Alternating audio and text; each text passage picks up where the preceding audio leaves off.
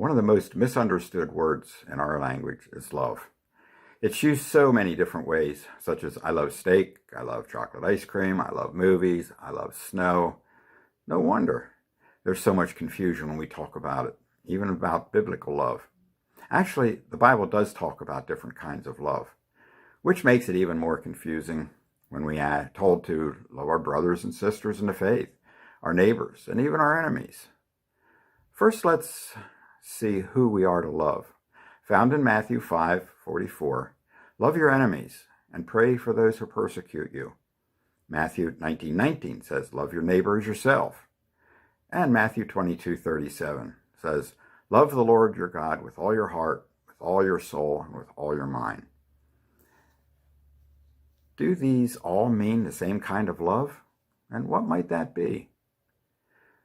Let's put the first two in the same category, even if you think they're not. And then let's go to Paul's first letter to the Corinthians and chapter 13, starting at verse 4.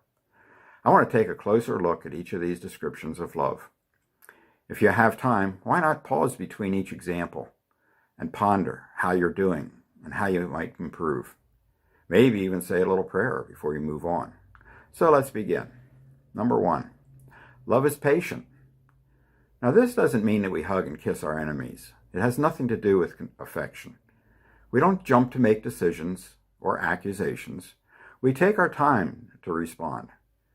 And this can work with anyone in the first two categories above. Being patient can calm a lot of storms and even gain respect. Number 2, love is kind. What does it mean to be kind? I think we can name a lot of ways to be unkind. Just take away the unkind and think of ways to be kind. Maybe considerate is a good word here. Think of the other person first instead of yourself. Love does not envy. Define envy. It's not just jealous. Envy is a strong word. It could mean to want what it doesn't have in a very strong way, like dwelling on it. Number 4, love does not boast. Do you like being around someone who always boasts about themselves? I don't think so. Not someone you want to spend time with at a party. It gets a little boring, so don't do it. Number 5, love is not proud. Now, I have a tough time with this one because I look at pride from the standpoint of doing a good job. Work to the excellence. Always try to improve. But pride has an ugly side, like Satan and what caused his downfall. Work toward excellence, but keep pride in check. Number 6, love is not rude. Don't interrupt. Being rude is offensive, and it isn't going to win anyone over. Now, do these seem like reasonable things to do around friends, neighbors, and even enemies?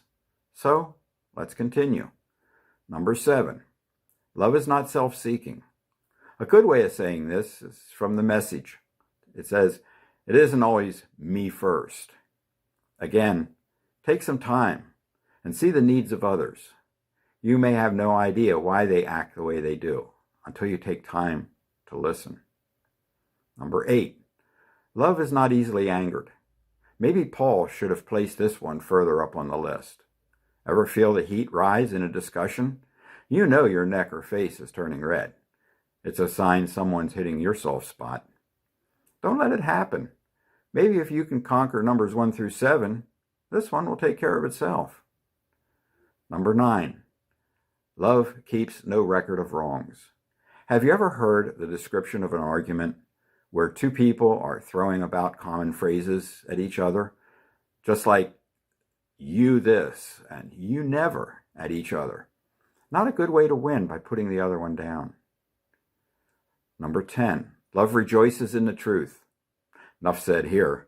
Be sure you know what is truth and what is not. Number 11, and finally, love protects, always trusts, always hopes, always perseveres. Love never fails. A good ending here is to quote Mother Teresa on her take on love. She said, if you can't do great things, do little things with great love. If you can't do them with great love, then do them with little love. If you can't do them with little love, do them anyway. Every moment is an opportunity to practice a gesture of love. Love is characterized by action rather than by affection. And I'd like to add my own here at the end. Thinking all these things is nice, but doing makes all the difference.